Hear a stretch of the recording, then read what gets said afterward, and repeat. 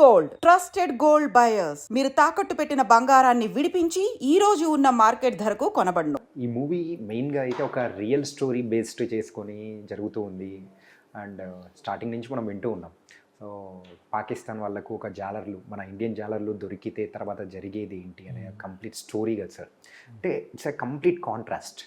ఏంటంటే ఇక్కడ మనం కంప్లీట్ ఒక రూరల్ బ్యాక్డ్రాప్ చూపిస్తే అక్కడ jail, that was something different. ఈ వరల్డ్ని ఎట్లా మేనేజ్ చేశారు sir? That was not risky actually. మన ఆర్ట్ డైరెక్టర్కి ఒక we are having a very wonderful art director Nagendra garu. So what he is doing is like he was studying the original jail అక్కడ ఎలా ఉంటుంది, అలా ఇక్కడ ఒక వి made a set. Okay. So we can shoot comfortably and we did it beautifully. Rest of the thing you have to watch the movie. ఎందుకంటే normally jail అంటే అలా ఉంటుంది ఇలా ఉంటుంది, మనకు కొంచెం వేరేలాగా పెరిచింది. we didn't go like that. We were trying to tell a love story in between. Love story. So we tried in a different way, okay. more realistically. And మీ యొక్క ఫిల్మోగ్రఫీ ఒకసారి అబ్జర్వ్ చేసుకుంటే, so if I'm not wrong, so మీ first movie as a సినిమాటోగ్రఫర్గా తెలుగు మూవీనే కదా sir? అవును. ప్రేమాయ నమః, యా ప్రేమాయ నమః. తర్వాత యూ డన్ అనే కొన్ని Malayalam movies, then again now you are completely Telugu movies. So ఈ జర్నీ ఎలా ఉంది sir? By God's grace, I can tell like మన ఏదైనా ఒక వర్క్లో వెళ్ళిపోతే, if you are so genuine and you are into that work, nature మనకి help చేస్తుంది కదా. అలాగే అదన్నీ జరిగింది. ఎందుకంటే నా లైఫ్లో వచ్చిన అన్ని డైరెక్టర్స్, అన్ని production companies, everybody was good. Then journey was very nice. నా హిస్టరీ చూస్తే wherever I did a movie, I used to work with them minimum 2 films, 3 films, 4 films like that. So it happened. I am very lucky about it. Okay. అంటే మలయాళం మూవీస్కి the Telugu మూవీస్కి what's the difference మీరు as a సినిమాటోగ్రఫర్గా observe చేసినాయి? Malayalam movies అంటే కేరళ అంటే ఒక చిన్న area, అంత జాస్తి రిలీజ్ లేవు. సో అక్కడ కరెక్ట్గా ప్రాపర్గా షూట్ చేయాలి. చిన్న ప్లేస్, బడ్జెట్ తక్కువ ఉంటుంది, కానీ బడ్జెట్ మన సినిమా చూసిన టైంలో ఎవరికి తెలియదు కదా. So we have to show that bigger film in a small budget. దానిలో ఏమీ కాంప్రమైజ్ లేవు. సో అక్కడ ఒక ప్రాపర్ స్క్రిప్ట్ వచ్చి ఆ స్క్రిప్ట్ ఎడిట్ చేసి అది తక్కువ పెట్టి అంత తక్కువ డేస్లో షూటింగ్ చేయడం, ఫాస్ట్గా షూటింగ్ చేయడం, that is something. It's complete ఒక tricky job. Okay.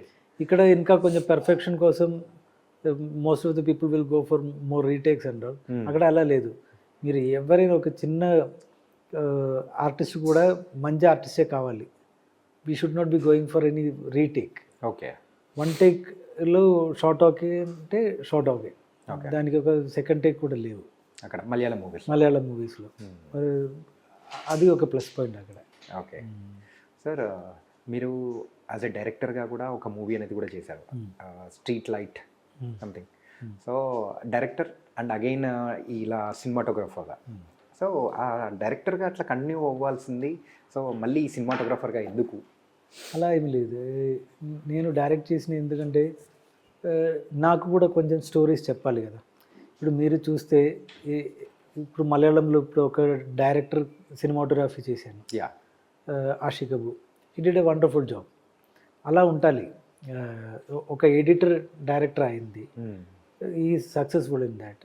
Take off movie అన్ని చేసిన Mahesh Vishwaroopam movie editor. And he became cameraman in 1 movie. He did cinematography for another film. అది మనకి ఏదైనా లైఫ్లో ఉంటే that we have to do it. So నాకు ఇక్కడ మూవీ చేసిన టైంలో నాకు చాలా టైం ఉంటుంది. అప్పుడు ఫ్రీ టైం ఉన్న టైంలో I don't want to waste my time. Then I started writing.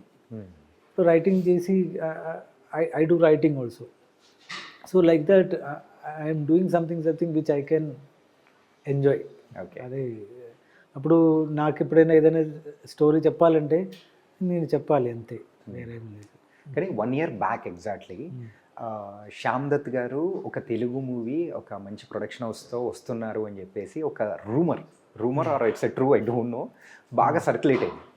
So అది ఇట్స్ ఇట్ ట్రూ అంటే యాజ్ ఎ డైరెక్టర్గా మీ See, I told you, when I'm writing my own screenplays, I'm writing, అది జరుగుతుంది. కానీ అది ఎప్పుడు మూవీ అవుతుంది అది మనకి ఎవరికి తెలియదు. మీరు ఎంత పెద్ద డైరెక్టర్ అయితే కూడా if you want to direct a movie, అది ఇంకా కొంచెం కాంప్లికేటెడ్ ఏరియా ఉంటుంది దానిలో. అప్పుడు యాజ్ అ సినిమాటోగ్రాఫర్ ఆల్సో మీరు ఒక కొత్త వాళ్ళు చూస్తే చాలా కష్టం ఉంటుంది. కానీ చాలా సక్సెస్ఫుల్ అయిన డైరెక్టర్స్ కూడా వాళ్ళ స్టోరీ ఇంకొక హీరోకి నచ్చాలి, తర్వాత అదన్నీ వర్క్ అవ్వాలి. So I also tried, okay, but the main thing is like I'm not getting time. And నా పక్కన ఉన్న స్టోరీస్ అన్నీ కొన్ని వేరేలాగా ఉండదు. అది అందరికీ నచ్చాలి అలా ఏమీ లేదు. So I was also thinking like I'm doing all big films with all the stars. So if I am doing some film, no, I like more natural films. Okay. So I can do with new people also. Okay. So I'll try something like that. And మీ యొక్క ఫిల్మోగ్రఫీలో మీ వర్క్స్లలో నాకు బాగా నచ్చింది ఉత్తమ villain and ప్రస్థానం. ఏంటంటే ఆ విజువల్స్గా కూడా త్రూ విజువల్స్గా కూడా మనం స్టోరీ చెప్పచ్చా అని కొంచెం ఎగ్జైట్ అనిపించిన మూవీస్ అనమాట. సో కమల్ హాసన్ గారితో వర్క్ చేసేటప్పుడు ఎలా అనిపించింది? So how do you got that opportunity? Kamal Haasan sir, నేను చిన్నప్పుడు నేను పెద్ద ఫ్యాన్ కమల్ సార్కి. నేను ఎప్పుడైనా థింక్ చేయలేదు, I was thinking like I want to work with Kamal sir, కానీ నాకు ఆపర్చునిటీ లేవు, అలాగే ఉంటుంది.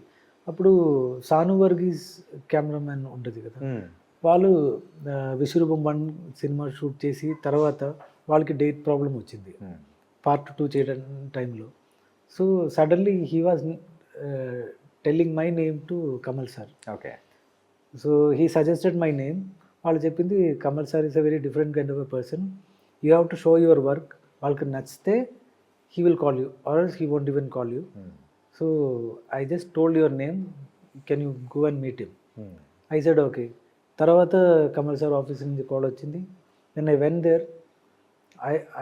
I was thinking like how I should behave in front of him.